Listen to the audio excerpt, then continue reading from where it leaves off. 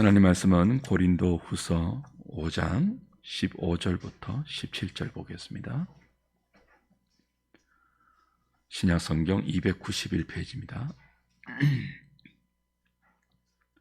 고린도 후서 5장 15절, 16절, 17절 우리 같이 한 목소리로 합독하겠습니다. 그가 모든 사람을 대신하여 죽으심은 살아있는 자들로 하여금 다시는 그들 자신을 위하여 살지 않고 오직 그들을 대신하여 죽었다가 다시 살아나신 이를 위하여 살게 하려 함이라. 그러므로 우리가 이제부터는 어떤 사람도 육신을 따라 알지 아니하노라. 비록 우리가 그리스도도 육신을 따라 알았으나 이제부터는 그같이 알지 아니하노라. 그런즉 누구든지 그리스도 안에 있으면 새로운 피조물이라. 이전 것은 지나갔으니 보라 새 것이 되었도다. 아멘.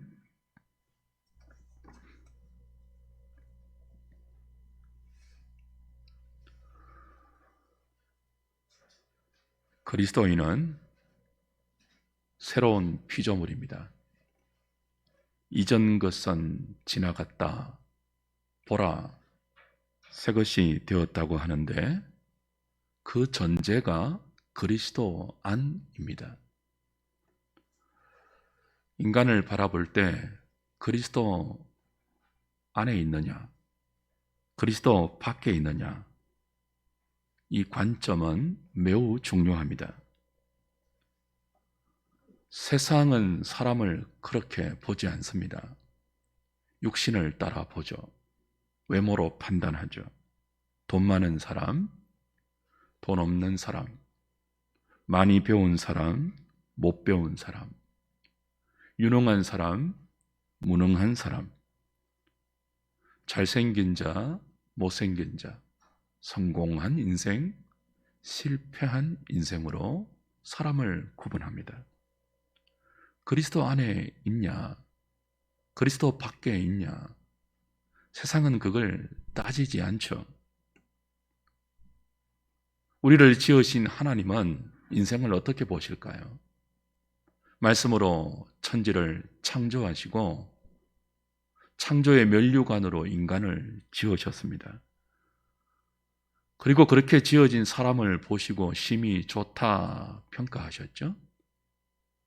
뭘 보고, 사람의 뭘 보고 하나님께서 심히 좋다고 하셨을까요? 외모일까요? 돈이 많은가, 유명한가, 권력이 있는가, 지위와 조건을 보고 그렇게 평가했을까요? 그것이 아님을 우리는 당연히 알고 있습니다. 당신의 형상으로 지어졌기에 하나님을 닮아 서로 사랑하는 삶을 살 수 있는 자질과 능력을 가졌기에 하나님의 영광을 위해서 주의 뜻을 분별할 수 있는 그 뜻대로 살 수 있는 존재이기에 보시고 심히 좋다 하셨죠. 죄가 하나님 보시기에 좋았던 인간의 삶과 그 인간이 살아가는 무대인 세상을 깨트려 버렸습니다. 완전히 파괴시켜 버렸죠. 변질시켜 버렸습니다. 왜곡시켰습니다. 오늘 함께 읽은 이 짧은 본문 안에 두 가지 삶의 형태가 소개되죠. 하나는 자신을 위해 사는 삶이고 다른 하나는 그리스도를 위해 사는 삶입니다. 전자는 그리스도 밖의 삶이고요. 후자는 그리스도 안에서의 삶입니다. 그리스도 밖에 있는 삶을 다른 말로는 아담 안에 있다. 그렇게 성경은 표현합니다. 하나님의 뜻은 없고 타락한 죄인의 본성이 이끄는 대로 사는 삶을 아담 안에 있다. 그리스도 밖에 있다. 그렇게 표현하죠. 아담 안에서의 가장 구체적인 삶의 특징이 뭘까요? 그리스도 밖에 있는 인생이 가장 특징적으로 보이는 삶의 열매가 뭘까요? 자신을 위한 삶입니다. 고군분투하는데 모두 자기를 위해서예요. 살아도 자기를 위해서 삽니다. 죽어도 자기를 위해서 죽습니다. 심지어 하나님을 믿어도 자기를 위해서 믿습니다. 무엇을 해도 자기가 목표이고 자기가 소망입니다. 이런 삶의 형태는 자신을 유지하기 위해서 다른 사람을 이기고 다른 사람을 죽이죠. 다른 사람을 사랑하는 삶이 아니라 이용합니다. 필요하면 하나님도 이용합니다. 필요하면 종교도 동원합니다. 그리스도 밖의 삶, 아담 안에서의 삶이 이런 이유는 의와 지식과 거룩함이라는 하나님 형상의 본질이 깨트려졌기 때문이죠. 아담 안에서의 삶의 딜레마가 무엇입니까? 그렇게 열심히 자기를 위해서 사는데 정작 불행하다는 거예요.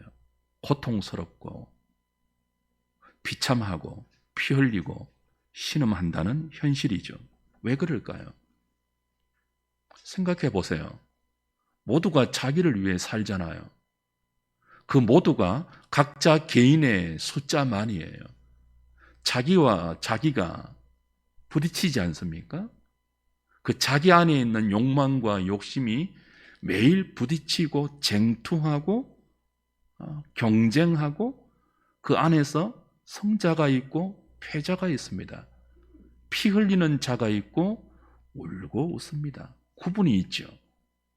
어찌 불행하지 않겠습니까? 이런 세상에 그리스도가 오셨습니다. 그리스도는 하나님이십니다.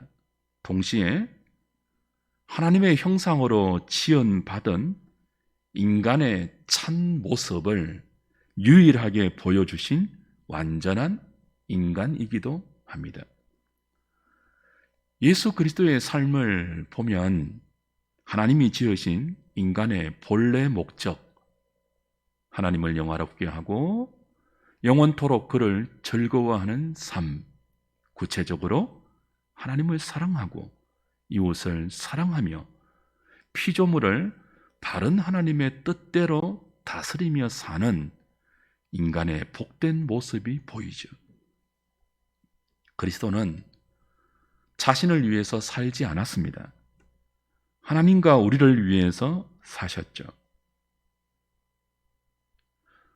우리를 살리기 위해서 자신을 십자가의 죽음으로 내어 주셨습니다. 하나님은 그리스도 밖에 있는 죄인들을 그리스도 안으로 불러서 더 이상 자기를 위해서 살지 않고 하나님과 이웃을 위한 새로운 삶을 시작하게 하십니다. 그리스도 안에서 삶의 방향과 내용과 목적을 자기 자신에게서 하나님과 이웃이라는 바른 방향, 바른 목적, 바른 내용으로 바꾸어 주십니다. 누구든지 그리스도 안에 있으면 새로운 피조물이다라는 본문의 말씀은 그런 의미입니다. 이전 것, 즉 자기를 위한 삶은 그리스도 안에서 다 지나갔습니다. 새 것, 하나님을 향한 삶의 방향, 이웃을 향한 삶의 목적이 그리스도 안에서 새롭게 설정되고 시작되었습니다. 성도는 그런 존재입니다. 하나님이 그리스도 안에서 우리를 그렇게 빚어 새로운 피조물로 창조하셨고 그 새 것답게 만들어 가십니다. 주 안에서 사랑하는 여러분, 이민년 새해 첫 주입니다. 우리에게 새해는 그리스도 안에서 이렇게 새로운 피조물로 다시 살 수 있는 기회이며 은총입니다. 시간의 주인 되신 하나님께서 한 해를 다시 허락하셔서 너희들 이렇게 살아봐라, 기회를 주신 것이죠. 이 기회가 어떤 사람에게는 선물이 될 수 있지만 어떤 사람에게는 악몽이 될 수도 있습니다. 그리스도 안에 있느냐, 그리스도 밖에 있느냐의 차이입니다. 왜 새해라고 그러죠? 작년과 올해가 달라서 그렇습니까? 어제와 오늘이 다르기 때문입니까? 겉으로 볼 때 2021년과 22년은 똑같아요. 어제와 오늘의 일상의 뭐 그렇게 전폭적으로 바뀔 게 있습니까? 그런데 왜 새해입니까? 우린 똑같은 집에 살고 똑같은 직장에 다니고 똑같은 가족과 똑같은 일상을 올해도 반복할 것입니다. 그러나 그 똑같은 일상의 조건이 그리스도 안에 있느냐, 그리스도 밖에 있느냐, 아담 안에 있느냐, 둘째 아담이신 그리스도 안에 있느냐로 날마다 새로운 생명의 반복일 수도 있고 날마다 지겨운 사망의 연속일 수도 있습니다. 우리 한우리 식구들 모두 이번 한 해 그리스도 안에 날마다가 날마다 새로운 생명의 반복일 수 있기를 주님의 이름으로 축복합니다. 새로운 피조물로 살기 위해서는 사랑해야 합니다. 섬겨야 합니다. 자신을 위해서 살려면 다른 사람을 죽여야 하잖아요. 다른 사람을 위해서 살려면 자기가 죽어야 합니다. 무엇이 필요합니까? 어떻게 자신을 죽여서 하나님을 사랑할 수 있고 다른 사람을 사랑할 수 있습니까? 이렇게 살려면 힘이 필요해요. 어떤 힘이죠? 사랑할 힘이 필요해요. 죽을 수 있는 힘이 필요해요. 세상은 다른 사람을 죽일 수 있는 힘을 찾죠. 그리스도 안에 있는 성도는 다른 사람을 위해 자신이 죽을 수 있는 힘을 구합니다. 성경은 이 힘을 새 힘이라고 그럽니다. 새로운 피조물에게는 새 힘이 필요합니다. 다른 말로 은혜라 그러죠. 은혜가 새 힘입니다. 새로운 피조물로 날마다 생명의 연속인 삶을 만들기 위해서는, 그런 삶을 살아내기 위해서는 하나님의 은혜가 우리에게 날마다 주시는 새 힘, 그 새로운 힘이 필요하죠. 어떻게 이 새 힘을 얻을 수 있을까요? 이사야서 40장 가보십시오. 이사야 40장. 구약성경 1016페이지입니다. 27절부터 31절까지 이사야 40장 27절로 31절입니다. 야곱아, 어찌하여 내가 말하며 이스라엘아, 내가 이르기를 내 길은 여호와께 숨겨졌으며 내 송사는 내 하나님에게서 벗어난다 하느냐? 너는 알지 못하였느냐? 듣지 못하였느냐? 영원하신 하나님 여호와, 땅 끝까지 창조하신 이는 피곤하지 않으시며 곤비하지 않으시며 명철이 한이 없으시며 피곤한 자에게는 능력을 주시며 무능한 자에게는 힘을 더하시나니 소년이라도 피곤하며 곤비하며 장정이라도 넘어지며 쓰러지되 같이 읽습니다. 오직 여호와를 앙망하는 자는 새 힘을 얻으리니 독수리가 날개치며 올라감 같을 것이요 다른 박질하여도 곤비하지 아니하겠고 걸어가도 피곤하지 아니하리로다. 우리가 살아가면서 가장 힘이 있을 때가 언제입니까? 소년의 때입니다. 장정의 때입니다. 육신의 힘이죠. 그런데 이 인간의 힘은 소년의 때에도 쓰러지고 넘어집니다. 가장 강한 장정의 때에도 피곤하고 곤비하고 지치죠.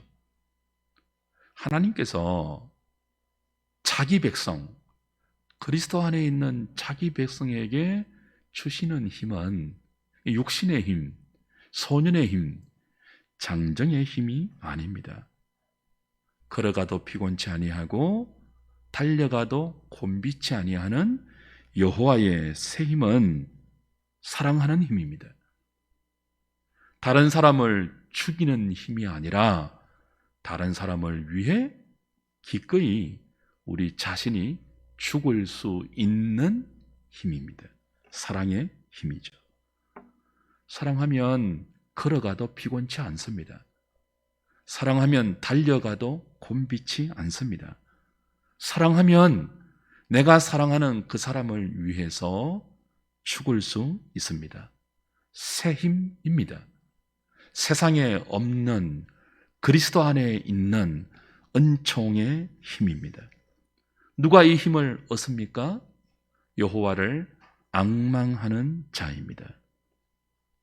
이 힘이 여호와를 앙망할 때 주어지고 이 힘이 새로운 피조물에게 은총으로 허락될 때 우리는 그리스도 안에서 하나님의 형상이 우리를 이끄는 서로 사랑하는 삶, 하나님께 영광을 돌리는 삶, 하나님을 즐거워하는 삶을 사랑으로 살아낼 수 있습니다.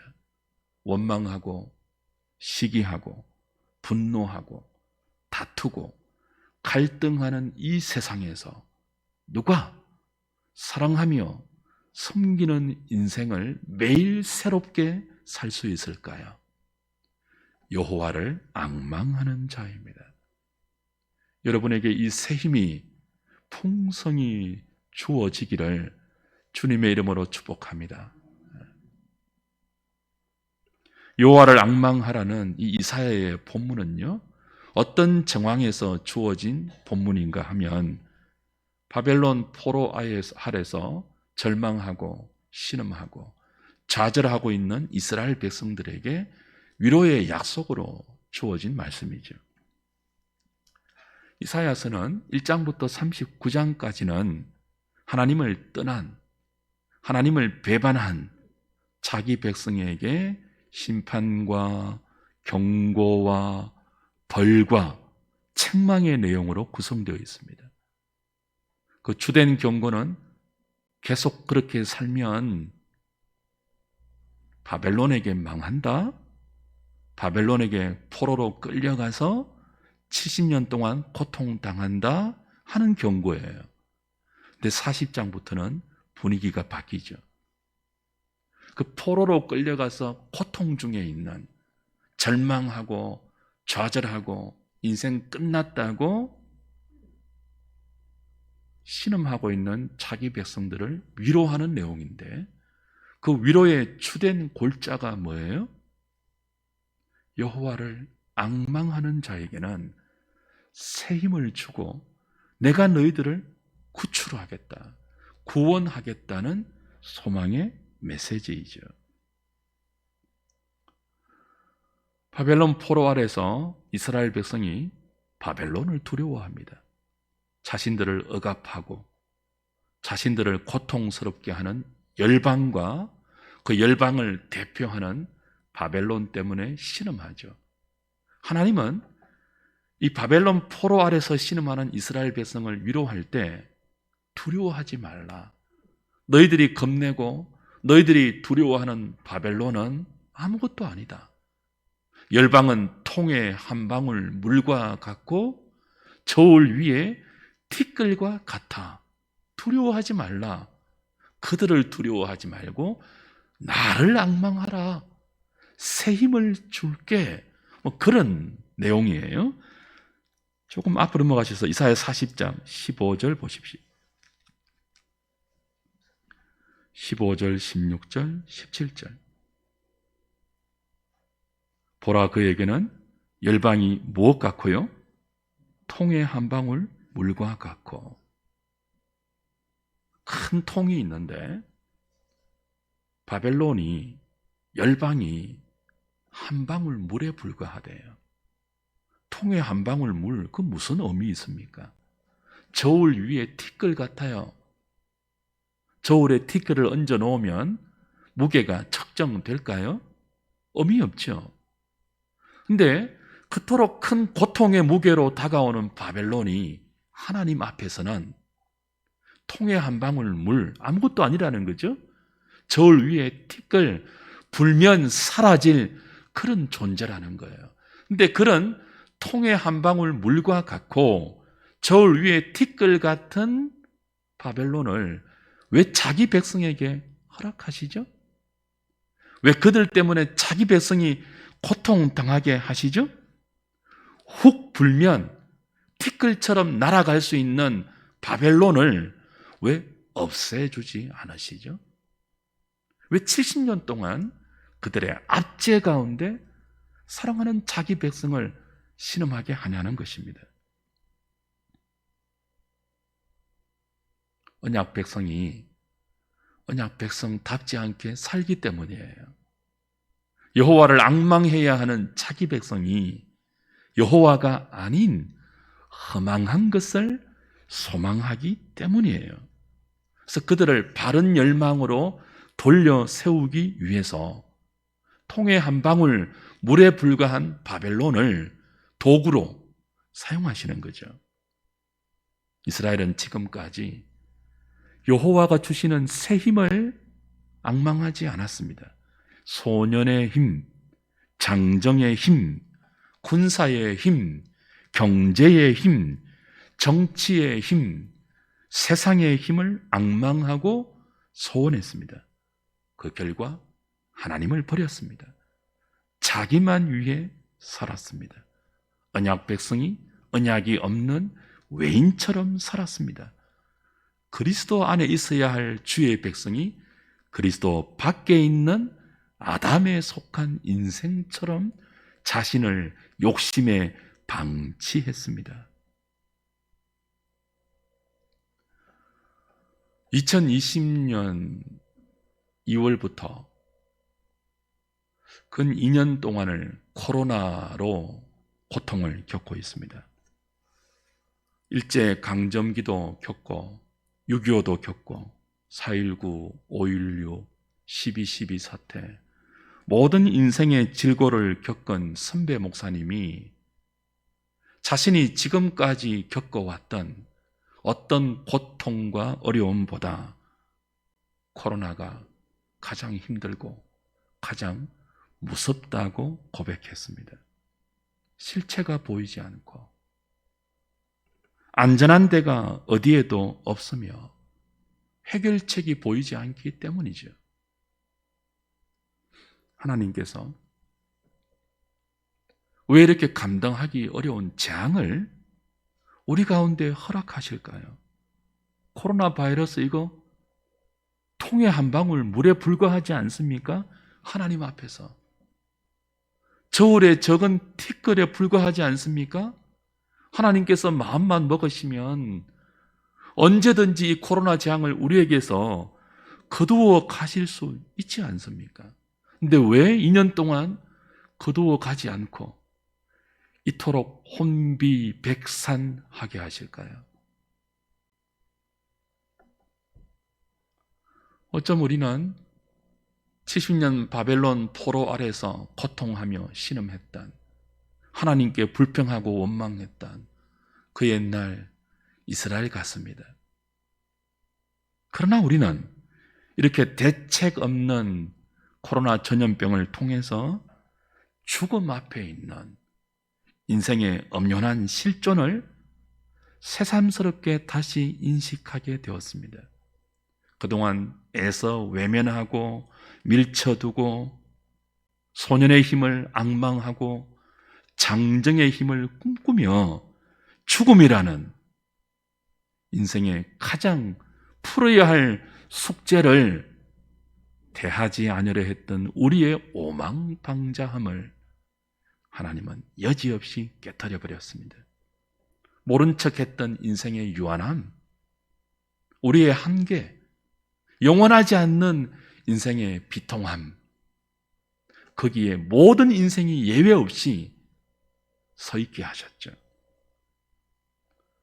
우리는 코로나를 통해서 여호와를 앙망하지 않고 다른 대상에 소망을 두었던 삶의 허무함을 보았습니다. 짧은 인생입니다. 순식간에 지나가는 인생이지 않습니까? 제가 한우리 교회에 부임한 지 올해로 25년째가 되었습니다. 37살에 왔는데요. 벌써 제 나이, 우리 나이로 61살이 되었습니다. 어떻게 지났는지 모르겠어요. 생각할 겨를도 없이 밀리고 밀려서 순식간에 여기까지 오게 된 것 같습니다. 시간이 얼마나 빨리 지나며 세월은 얼마나 빨리 흐르던가요. 얼마 있지 않으면 저와 여러분은 모두 죽음 앞에 서서 하나님을 대면해야 합니다. 그 사이에 하나님은 우리에게 코로나를 허락하셨습니다. 이 죽음과 삶 사이에 코로나를 허락하셔서 우리에게 생각하라고 하십니다. 정신없이 자기를 위해서 살아왔던 삶의 브레이크를 걸어라 하십니다. 그리스도 밖에서 아담 안에서 자기를 위한 삶의 실체를 똑똑히 보라 하십니다.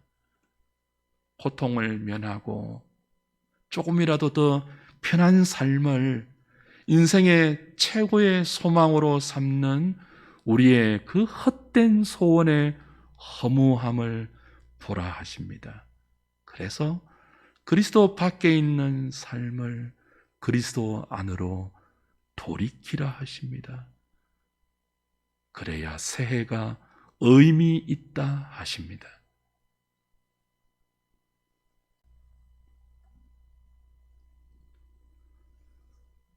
내가 새롭게 살 수 있는, 사랑하며 살 수 있는, 섬기며 살 수 있는, 죽이고 피 흘리고 다투고 갈등하고 시기하고 원망하고 분노하는 삶을 멈추고 섬기고 사랑하고 끌어안고 세워주고 위로하고 축복하며 죽어서라도 그렇게 살 수 있으면 그렇게 살 수 있는 능력과 새힘과 지혜와 믿음을 주겠으니 나를 앙망하라고 하십니다. 소년도 자빠지는 시대입니다. 장정도 쓰러지고 넘어지는 시대입니다. 그런데 나를 앙망하면 독수리 날개치며 올라감같이 사랑하는 힘을 줄게. 넘어져도 일어나 다시 서 사랑하며 달릴 수 있는 은혜를 줄게 약속하십니다. 그리스도 안에서만 새해의 참된 의미가 은총의 모습으로 우리에게 허락된다 하십니다.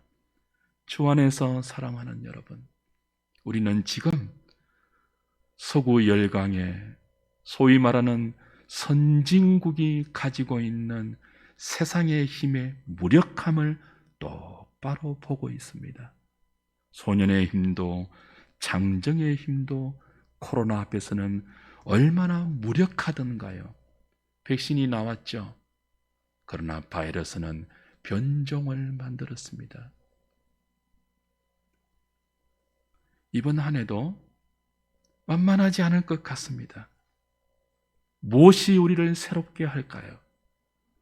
무엇이 우리를 새해에 새로운 삶을 기쁨으로 살 수 있게 할까요? 그리스도 안에서만 허락되는 새 힘을 얻어야죠. 원망하지 않을 수 있는 새 힘, 서로 비난하지 않을 수 있는 새 힘, 하나님 안에서 하나님의 형상을 회복받아 서로에게 희망이 되고 기쁨이 되고 웃음이 되고 행복의 씨앗이 될 수 있는 새 힘, 그 은혜가 필요하지 않습니까? 다른 힘으로 지금까지 살아봤지 않습니까? 피곤했잖아요. 곤비했잖아요. 다른 것 얼마나 간절히 소망해 봤습니까? 그토록 소망하던 그 대상이, 그토록 소망하는 그 실체가 우리에게 무엇을 안겨주던가요? 우리가 외면했던, 삶의 우선순위에 뒤로 밀쳐두었던 그분이 새까만 가슴을 부여안고 우리에게 내 힘을 줄게, 나의 은혜를 줄게, 나를 앙망해 바라고 새해를 허락하시고 은혜를 주시기 위해서 저와 여러분을 부르고 있습니다. 임진년 호랑이 해가, 제가 범띠예요. 범띠가 무슨 의미가 있습니까? 그리스도 밖에 있으면, 여호와가 주시는 사랑할 수 있는 새 힘이 없으면 그 무슨 띠가 우리에게 도대체 무슨 의미가 있냐고요. 뭐 범띠에 우리가 운세를 보겠습니까? 성도들이 뭘 보겠습니까? 오직 하나님께서 약속하신 그리스도 안에 있는 지혜와 지식의 모든 보화가 되는 새 힘, 이걸 찾아야 하지 않겠습니까?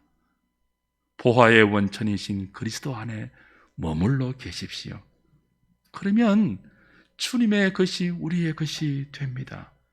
주님처럼 살 수 있는 새 힘이 날마다 그리스도 안에 있는 자에게 여호와를 바라보고 여호와를 소망으로 앙모하는 자에게 허락됩니다. 그때 그리스도의 부요함과 풍성함은 우리의 생명이 됩니다. 하나님을 사랑하고 이웃을 사랑하는 삶은 날마다 새롭습니다. 사랑하며 살 때 똑같은 일상의 반복이 여행이 됩니다. 보배를 찾는 탐험이 됩니다. 방황이 아니라 탐험이죠. 탐험은 얼마나 기대를 새롭게 합니까? 여행은 얼마나 우리의 가슴을 뛰게 합니까? 이번 한 해 매일매일이 그리스도 안에서 새로운 보배를 찾는 사랑이라는 새로운 여행에 두근거리는 가슴을 안고 걸음걸음 발걸음을 믿음으로 떼어놓는 우리 한우리 식구들, 저와 여러분 모두가 되기를 우리 주님의 이름으로 축복합니다.